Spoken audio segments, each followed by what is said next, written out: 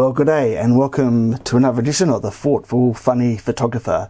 And in today's edition I'll share some of my photos that I took down at the Mildura Riverside in Australia.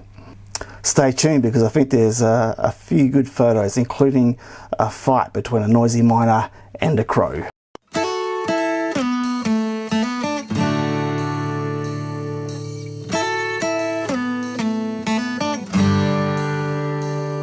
Just as we start looking at these photos, just to let the photographers know who are watching this YouTube video that the photos are taken on a Panasonic G9 and it's taken with this lens here, which is the Leica 100-400. It's one of the heavier, probably the heaviest lens in the Micro Four Thirds system, and it's a great lens which I've only just had an opportunity to start using. So enjoy these photos.